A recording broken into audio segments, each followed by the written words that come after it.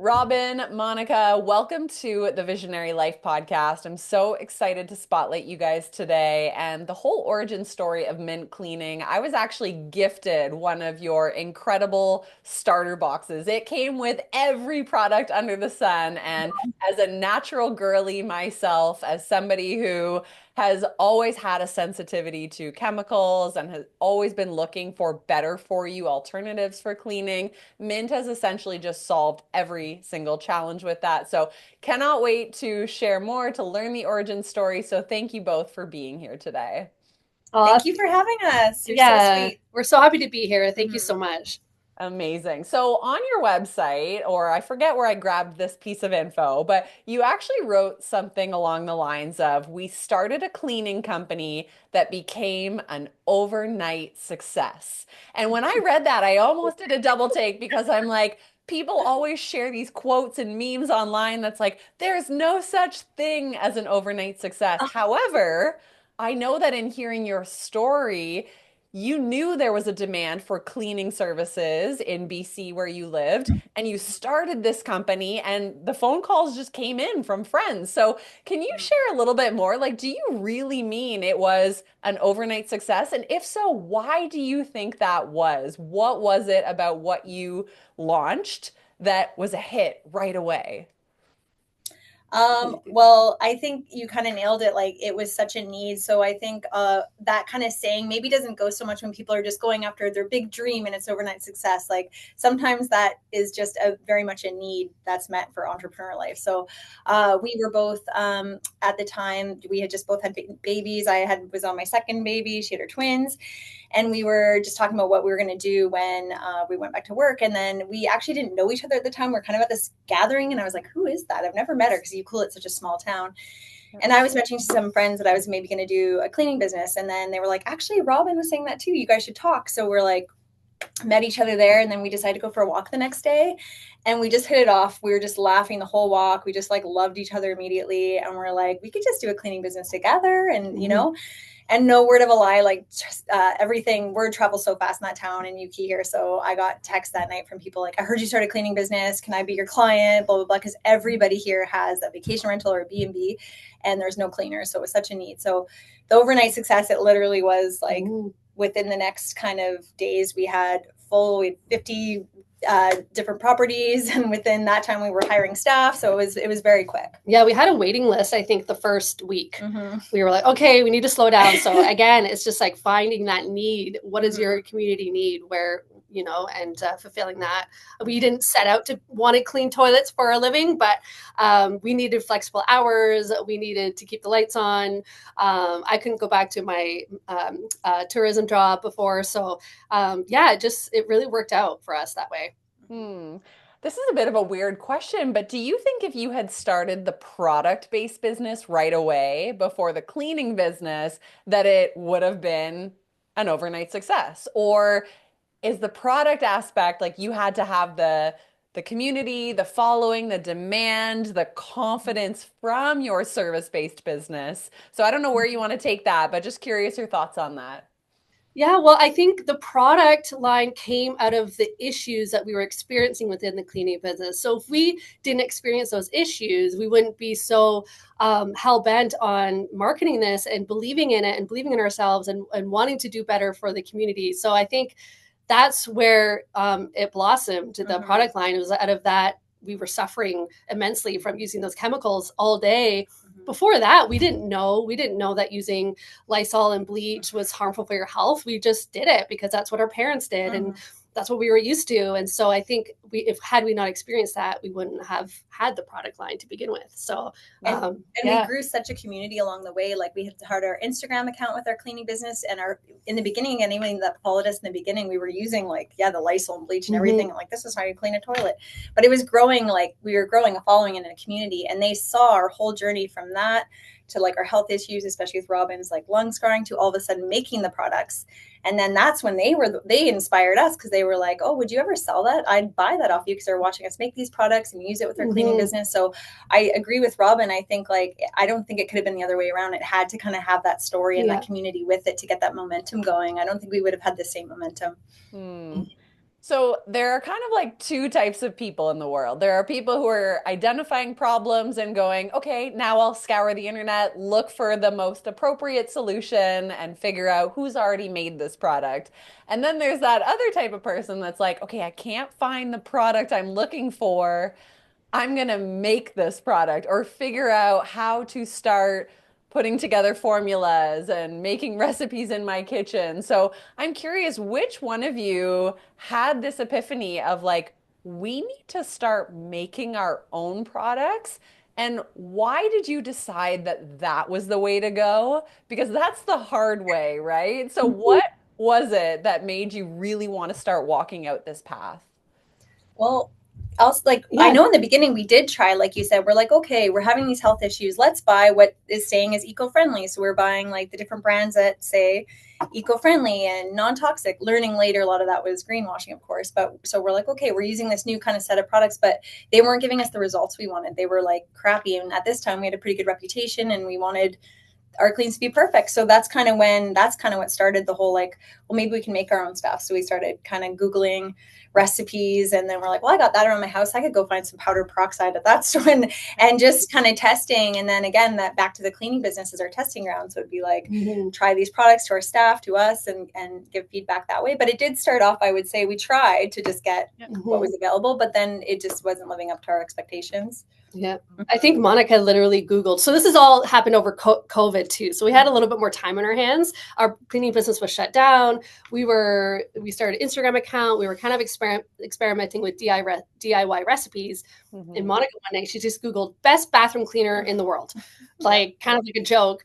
And she got this basic recipe. I mean, I'm speaking for you, but she was like, okay, maybe if I add hydrogen peroxide to this, maybe if I add some essential oils, maybe if I add like this dish soap. Yep. And she created this like powdery paste, which is now our cleaning scrub. And she was using it and she was like, actually, this works pretty good. And she gave it to me on my clean the next day. And she's like, just try this out. And I used it on the greasy stove. And I was like, oh my God, what is this? This is the best cleaner I've ever used in my entire life, far beyond any sort of toxic chemical. And I called her and she was like, oh, I just whipped it up. I'm like, we need to use this. Like, we need to use this for our company. This is amazing. And then we started showing on Instagram. And then that's how it kind of really birthed organically. It was kind of funny. Like we had pictures of us just in like kitchen late at night. I had like breast milk stains all over my shirt, making like these 12 jars of it to sell the next day. But they would sell it on our stories. We would just say, we have 12 available. And within like seconds, they'd be gone. And then it keeps clicking. Oh yeah, there you go. So yeah, it just kind of started like that, and then that's when like the lights went off, right? And I think we had this aha moment. I remember I texted Robin. We were like, I was walking on the beach having this moment of like, I think products, this is going to be huge. And I just had that like goosebump feeling and messaged her. And then she always says, she's like, remember when you were in that meadow and you had that feeling? And I'm like, no, I was all wherever sounds better in a meadow. Yeah, just like frolicking so it just was. That's kind of, and that feeling is what we've kind of always based our business on, that good gut feeling. And then from there things just were like, well, how do we make an all-purpose cleaner? How do we make a glass cleaner? How do we make, and then it just became a lot of demand of our following too, which was growing so big. They're like, you guys need to make laundry products. We're like, okay. And like, so then it grew into like a full cleaning line. I want to rewind on something you said. So you said when you were in your kitchen making your cleaning scrub and kind of doing like small batch, like I have 12 of these, who wants one? You mentioned that you would post it on Instagram. So let's actually rewind a little bit, because I think the challenge of so many of the business owners who listen is like, there's no demand for what I have. And of course, we know that takes time and building an audience. Do you guys remember the early days? I think you said Instagram you started on. Like, when you started your Instagram, did you have any idea what you were doing? What were some of the things that you were doing you think that really attracted people to follow you? Let's rewind a little bit to those beginning stages of growing your social media. Well, this was COVID again happened and people were interested in cleaning all of a sudden. So there was these clean talk influencers, or whatever you want to call them, was just like going viral. And so this was the same time that we started doing like showing cleaning. We were just like, people were obsessed with watching people clean for some reason. It was like it was just going off. But then we were using our products in that clean. So we were literally showing them working. It was kind of like an infomercial for us.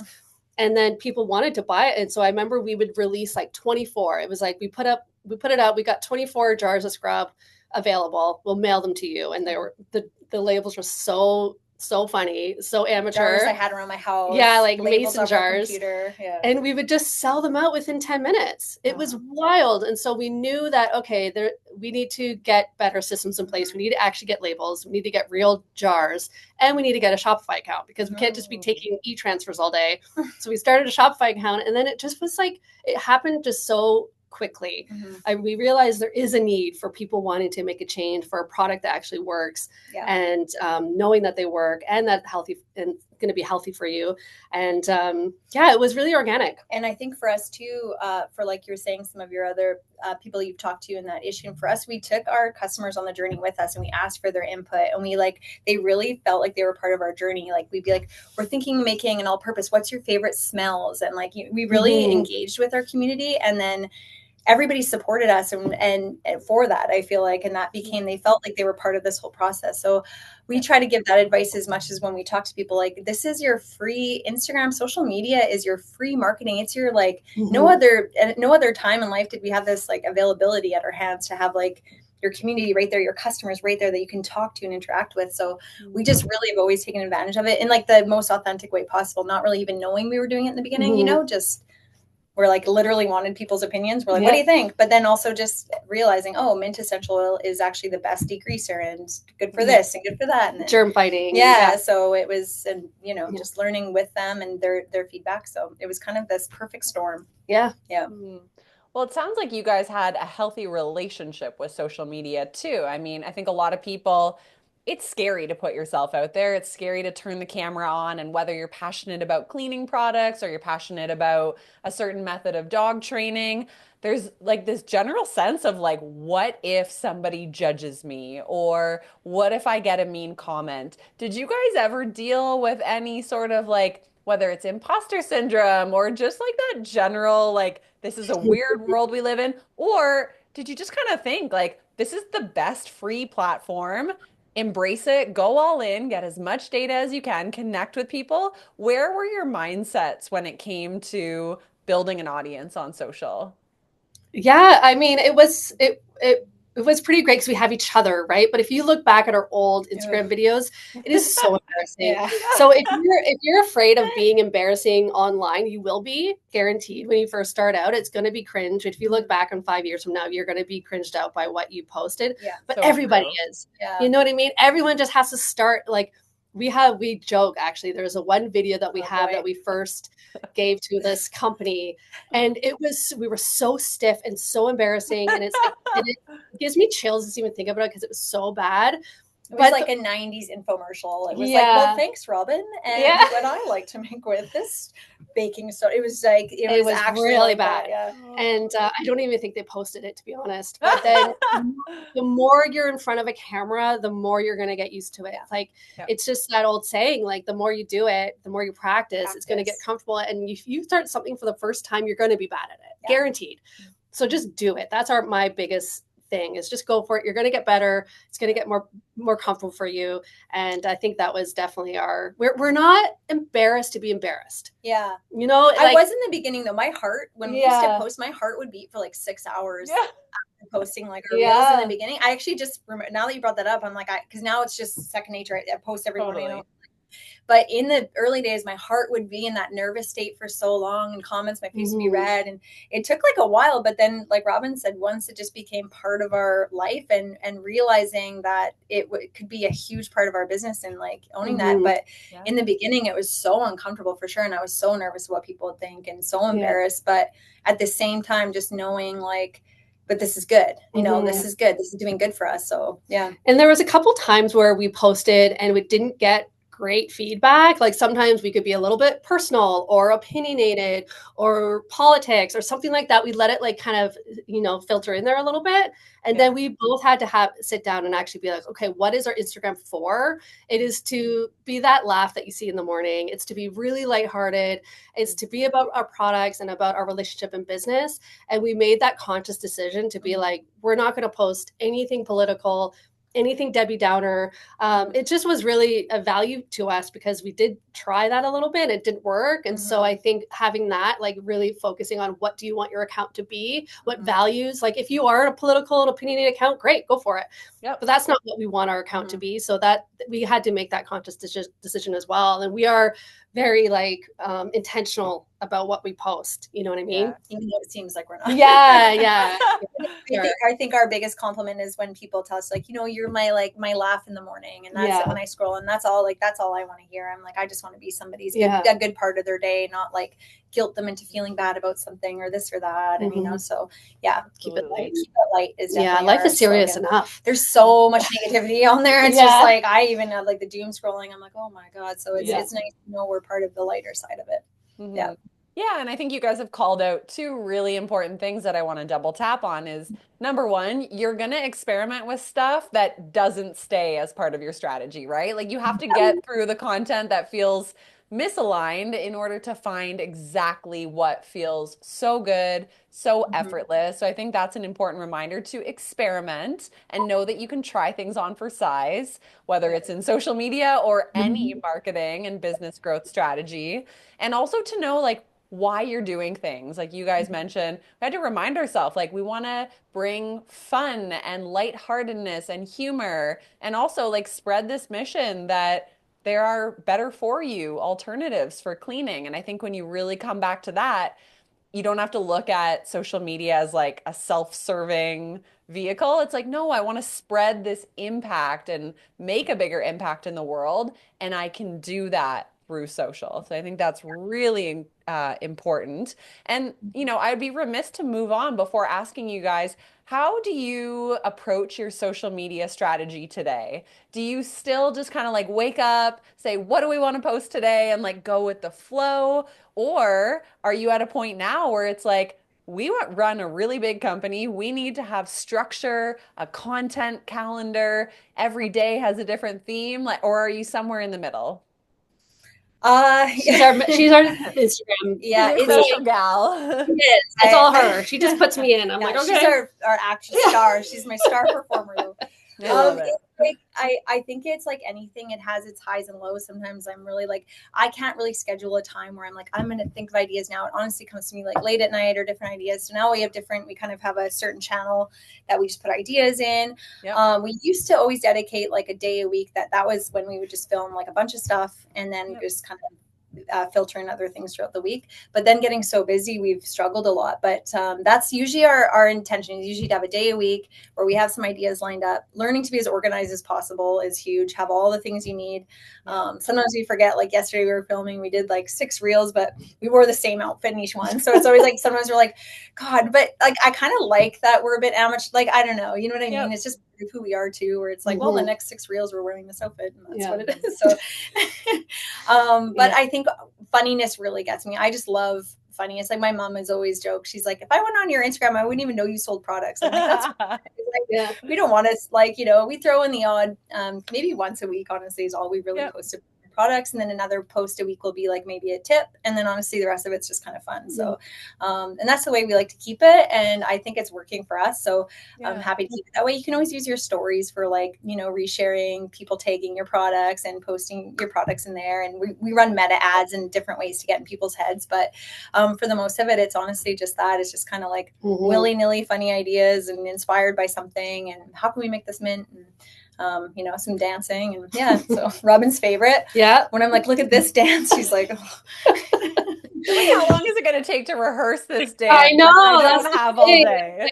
Jeez. We're freakishly quick though. I think people don't understand how we can bang out a reel so quick. We are so quick. We're like, just get on it. And I know because we talk to other people and when they want to like do say a collab post or something and they're like, what's your social media calendar? Will the 19th of this day work? And we're like, like whatever. It's like, we're going to post my face saying something again. Or like, take it down. So we really don't like think too deeply about it. And we like to be flexible because sometimes we'll post something and then I'll think it won't be like, I'll have this other one in mind. That'll be the big Friday one or something, say. And then we post and it like is going viral. Then I'm like, okay, well, I'll just post kind of a shitty one the next day because this one's kind of keeping the engine going, So I think it's good to be flexible with what you're posting too. And I Yeah. love it. That feels like Yeah. a breath of fresh air. Sometimes we think that the bigger you get, the more structured you have to be. But I think so much of the magic is like when you're out on a walk and you're just like get these crazy ideas and you don't overthink it, post it. And those are often the pieces of content that are the most relatable and that end up going viral. So it's a really good reminder. Yeah. Okay, so now let's reflect on your journey. You guys are doing millions of dollars in sales. So looking back at the marketing strategy, are there like two or three moments that you feel like really helped get Mint Cleaning visible? Like, was it when you were featured in the Jilly box? Was it when, you had more media attention? Was it just like pure elbow grease, like grit of meeting one person at a time, selling one product at a time? Like, what were some of those marketing highlights that you see really helped to grow the business and grow the brand? Yeah, I would say Jillian Harris for sure. Mm-hmm. So, funny story. You can edit this out if it's too long, but whatever. My sister-in-law, who's a PR agent in Toronto, Oh, she called cool. me. She was like, Jillian Harris is staying at Pacific Sands. I don't think we were following Jillian Harris at this point. You got to go drop off products to her. This is way back. We didn't even have her, like, I think we got her labels in the day before. Like, we were like one hair above amateur. We were definitely following Jillian Harris at this point. Oh, we were. Okay. Yeah. Definitely like amateur mason jars, I think, like a hair above that of where we were in our business. Yeah. And Okay. so we dug around for this dusty basket. And I think we got a little basket together of like some really new mint products. And I was just like, you know what? I'm just going to do it. I'm going to go to drive to Pacific Sands. I'm going to drop it off at her hotel room and hope for the best. And long story short, she ended up getting it, posted on her stories that night, and in 24 hours, I think we got like 2,000 followers. And then she started Wow. following us. And so that's our like first initial hit of like, oh my God, the dopamine high was like, yeah. what? Jillian Harris posted about us. That was a big night. That was huge. And so then she started using our products, and then that kind of like parlayed into the Jilly box a couple years later. And then that was huge again. So Jillian Harris's support from the beginning was so instrumental to our growth at the time and just giving us that buzz, right? That high of like, oh my God, we might have something here. Yeah. And so I would say that would be number one for sure of like in the beginning. Yeah. I don't know if you had like. I was going to say too, I think in this time too, all of a sudden we had all these stores reaching out to us. So within like now we're in like over 250 stores across Canada, but I know that buzz of just getting in these different stores and then them posting about us was just this new kind of marketing too happening. And then I would definitely say obviously Dragon's Den. The Dragon's Den, was huge. But I think just the following, our Instagram following started getting pretty big, and then that word of mouth and spreading, I think all of it. But I think we both agree. I think the first thing that really started it all was that Jillian Harris encounter, and then just from there. Yeah. How do you get a hold of what somebody's hotel room is? Like that boggles my mind that you can just like you into can find anything. I was driving there, and then I was just going to drop it off the front desk. I mean, Tofino's so small, the Pacific Sands is so small, whatever. And when I was dropping it off the front desk, I actually saw her brother-in-law, Tori's husband, who I recognized from Instagram, and I actually went up to him, and he was just like with his kids, and I just was like. Blubbering like, hey, I love you and your I love Jillian and your wife. Can you drop this off to them? I'd be so grateful. He was like so nice. He was like, of course, yeah, no problem. And so that's how it happened. It was just luck, man. Like I don't know. It was just. But it's like putting yourself out there too. Where that could be a lot of people would just be like, that's too embarrassing and awkward, and I'm not going to do it. And I think or we're not ready. Yeah, like I think that's always our slogan is just like say yes and figure it out later, and that's kind of that's always been our way, is just like, this is embarrassing, because half the labels I think at that time just our scrub label was in and whatever, but we were still, some of them were handwritten and we were debating, we're like whatever, and now looking back it was like this like tin mist spray with like I had tied a rope with like a handwritten oh like, man bad really bad well, but whatever it was fine. It's a cool story to just like remind us to be open to life's opportunities, right? Because you could have in that moment, or any of us are guilty of like hearing about something like, oh, this person is down the road from you, but being like, no, I'm just going to shut down and I'll just answer some emails instead. And it's like, no.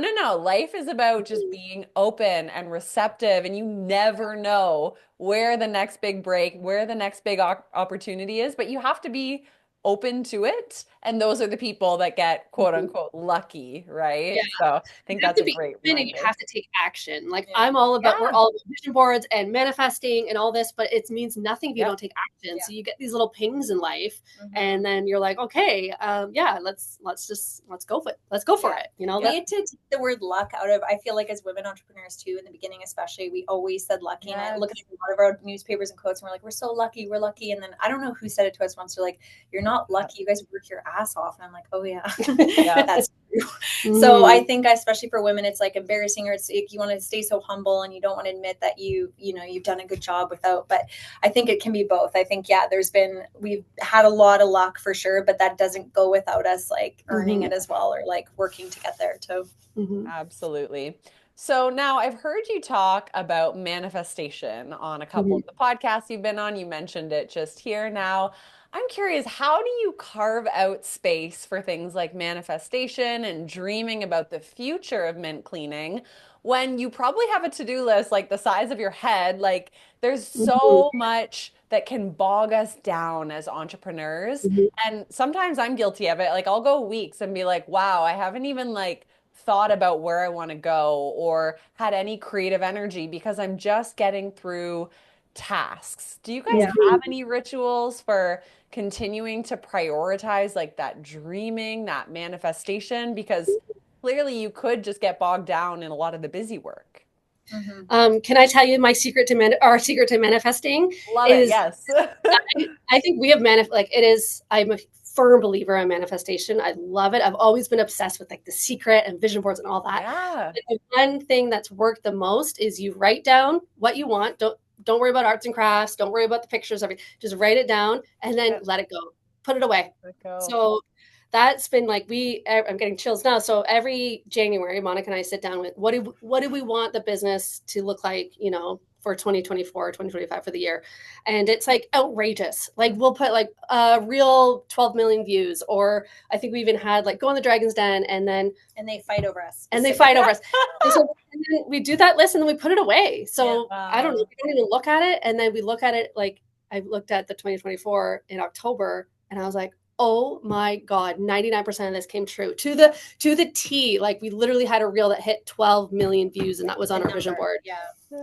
So I And the think, Dragons Den fought over us. Like it was, and yeah, we're like, I forgot we added Yep. that. Like it was yeah. just so funny. And yeah, so I think having that, like you input it in your brain, you put it in, and then you just have to like let it go. Because if you're obsessed with your vision board or you're obsessed with your list, that's going to bring, I think, negative energy to it. You're going to kind of have that desperation. But as soon as it's in your brain and you just like carry on, and I don't know, hide that's it away. that's always worked for me. I don't, Mm-hmm. yeah, kind Yeah. of like, yeah, it's magic. I It think really too, when is. it's in front of you too much, you're also just Yeah, changing it because you're like, well, because you're seeing the reality starts hitting. Well, I don't. Well, now Yes. that might not. And yeah, so I think, yeah, you just write it down, put it away, and we were always like floored. It's so funny. It's always just on a weird scrap, like the back of this paper, yeah. and just like so funny. It's like And chicken yeah, scratch. yeah. Our last Mhm. talk we did, we put it up on the Yeah, board. What is it called? the keynote, the slideshow, whatever. Slideshow, yeah. And so I think you laugh. I think you just, yeah, you picture like it's going to be this Pinterest perfect board. Yeah, There's just like chicken scratch on an old Mhm. paper, and yeah, yeah, but they all came true. I think, except for meeting Oprah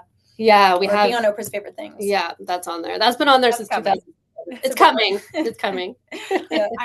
I know you guys took a deal with Brian Scudamore, and he shares a similar story about how he has this thing called his painted picture. And same thing he says, he like goes to a creative place, writes it all down, and 99% of it was true within 5 or 10 years. So yeah, I think Mhm. it's just like gifting ourselves the opportunity to even think about what we want, but not being so fixated that it keeps you closed off to opportunities that are right in front of you. So Yeah. Mhm. I think that's Yeah, really and like cool. you write down these things, but what if you got to leave some room for something even to beyond that?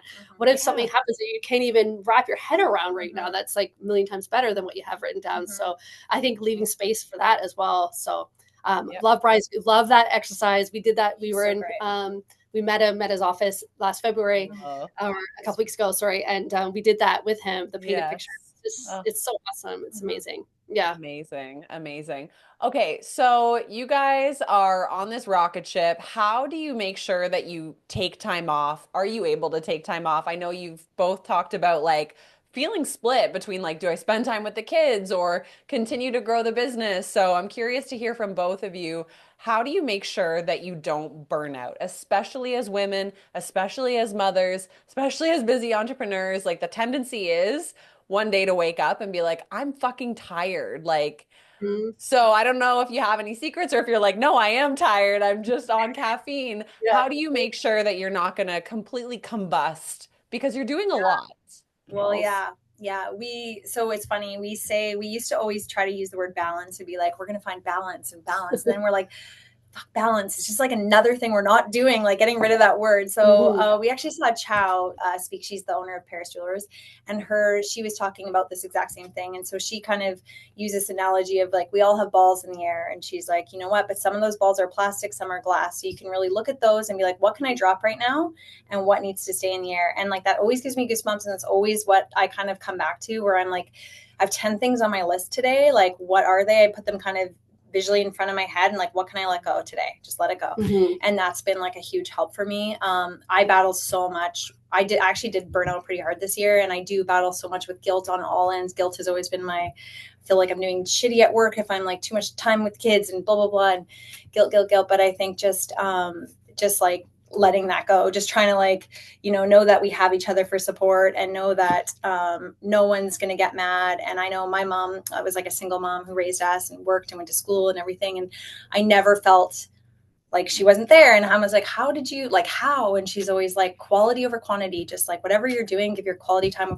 If you're with your kids, phone away 30 minutes, just full on with them, or whatever you can do, but just make it quality. And then it's not so spread out, because I feel like I can get there like flighty and too much going on. And and we say, we haven't figured out, we don't. Like it's one thing that we really, really still struggle with. And it's like, because as an entrepreneur, you go home at the end of the day, but everyone knows your day isn't done. No. You have these messages, and then you get Instagram, and then things come up, and I don't know, it's just it's nonstop. And so, it's definitely a struggle for us. We've been better, I think, at like putting our phones away in the evening and not bugging each other so much, or we can kind of like parking lot it.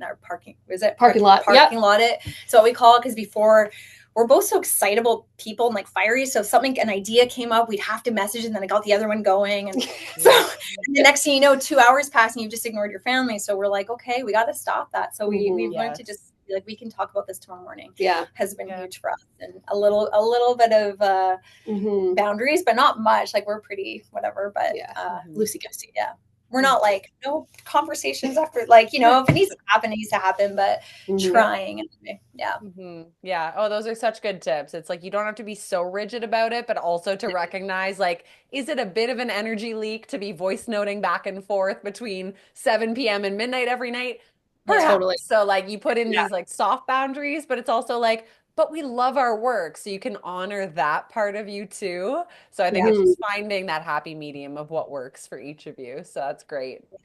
So what is next for Mint Cleaning? Like, what are you guys working on? Are you working on just operationalizing, sustaining what you have? Do you have big plans to launch new products, to go into new avenues? Or where are you guys at today? We're recording this mid-March in 2025. I think for 2025, we like a word of the year. So our word of the year this year is focus. So it's been so many years of like product launches and new things and business and like stores and everything. But now we really need to, like Monica always says, like the stakes are getting higher and higher, and they're high right now, So we're really wanting to focus. I know it's boring, but really focusing on our manufacturing, really focus on our distribution, and letting things just like getting our systems in place and dialed before we take on anything extra is kind of where we are right now. But that being said, we do have dreams of opening up a second retail location. I think would be really fun, expanding our wholesaling and obviously growing. But for right now, I think no product launches. I don't think this year. So weird for us. I know. And we've kind of, I think our team too is feeling it. Everyone's just stretched. We're so, and then Rob and I are always these jerks that come in, we're like, we have an idea of like this. And everyone's like, great. So like, no. Like, stop it. So I think, I love that. I think last year our word was like growth, I think. And this profits. year, last year, profits. So I think this year, and I'm liking that, because it feels like it's the right time. Like we have a full product. We can like, there's a couple more ideas we have, but really it's just like we just have to focus on what we're doing. And I think as entrepreneurs, that's probably the hardest thing to do, because we're dreamers, right? I think naturally we're always dreaming, and we're living in the future. We're living on what's next, what's going to come up. But I think to focus into the present is actually difficult. And we're dopamine junkies, so like this is the hardest thing for us to say. Just focus. It's so boring. We're like, oh, this is so boring, but it's important. But things will happen, and it's been good learning of just because a couple times I'm like, should we do the stain spray? They're like, no. Should we do And I think that's so valuable what you said about having a word of the year, because every season of business demands something different from us. So yeah, sometimes you're in that creative energy of like launch and create and grow. And other times you can't be in that season. You have to go to the other side, which is like operationalize, streamline, focus. Don't get distracted. And so I love that idea of choosing that anchor word. And maybe you change it every couple months, maybe you change it every 12 months, every 24 months, but just knowing like, okay, well, what is the priority this year? And like, we can shelf all the other ideas, categorize them for 2026 or whenever down the line that we have the free space. So I love that.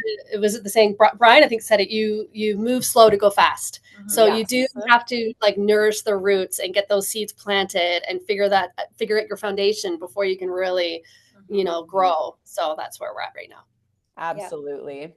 So before we wrap up, I would love to ask each of you. So maybe I'll start with you, Monica. What is one business tip that you would offer to someone who's in those messy early years? They're like 1 to 3 years in, they're going, this is so hard. I might want to quit, but they know they're kind of onto something. Any piece of advice that you would share to help them stay the course?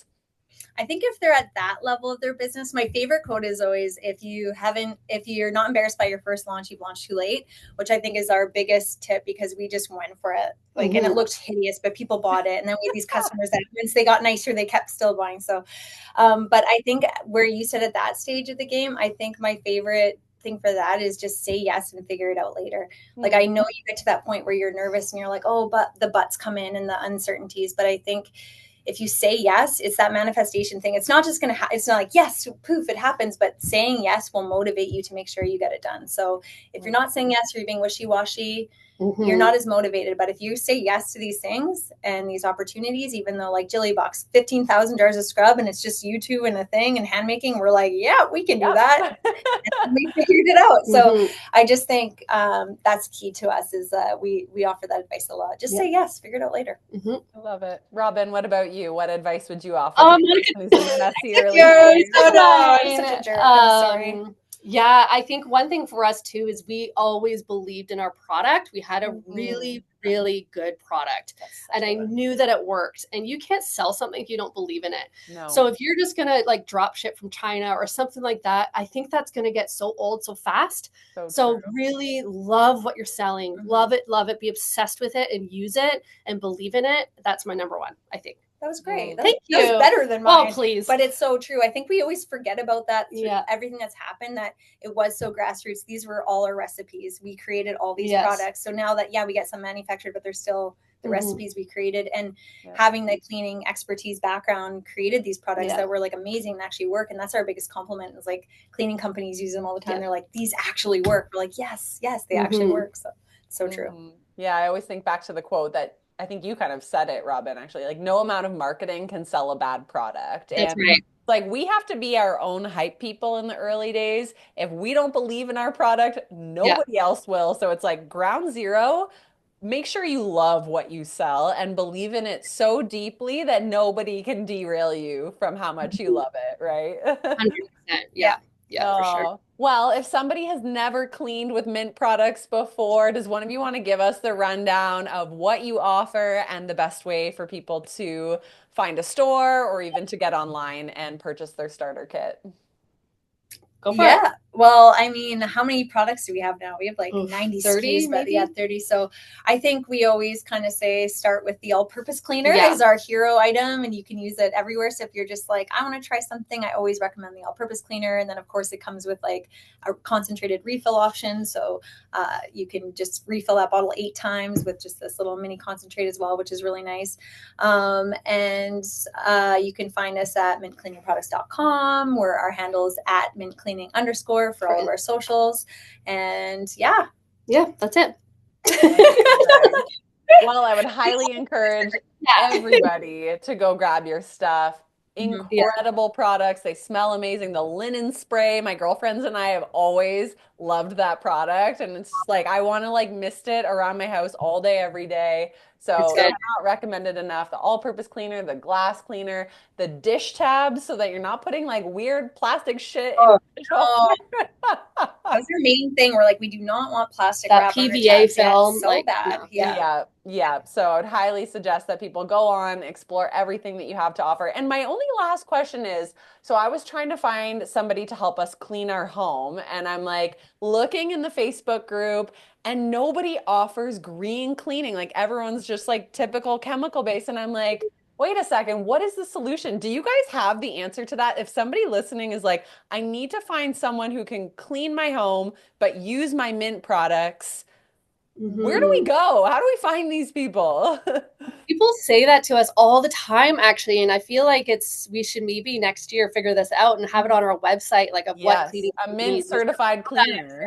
That would be a really good idea. You just, light bulb, it's going off. We did that in a story once. We did a question box for like, so we were getting that same question. So, but of course, you only have like 24 hours for people to. So, quite a few cleaning companies put their names in, but it's not saved anywhere. Or like, we should totally put on our website. But we say, as we were cleaners and cleaning company, and we had some clients that when we had our own products we used, but we went to some houses and they wanted us to use a specific kind of cleaning product that they left for us, and we were like, okay, yes, that's what you want used in your home. So I tell people that too, that if they're looking for a cleaning company, I'm like, you can politely put out mint, just say, due to my allergies and stuff, I really prefer that you use these products. And if I don't see people having an issue with it, but that's a good idea, Monica. Thanks, Robin. I love it. Okay, so get a nice little caddy, and I'll put it out with a note and say, and like, let's use this. We have an amazing commercial program for businesses that use mint. So a lot of the cleaning companies are in our commercial program, so that could be something to spread the word to your cleaners. Okay. They get discounts. Big discounts. I love it. Well, thank you both so much for sharing a little bit of your energy with us today on the Visionary Life podcast. I would encourage everyone to go watch your segment on Dragon's Den. You have a couple other episodes on your media page, on your website, and we just appreciate you opening up, being yourselves, for making us laugh online and keeping things really lighthearted. So we wish you guys all the best in your year of focus, and cannot wait to see where mint cleaning goes from here. So thank you guys. Thank you so much for having us. Thank you. You were great. That was awesome. I love that. I can't believe it's already done. Thank you guys.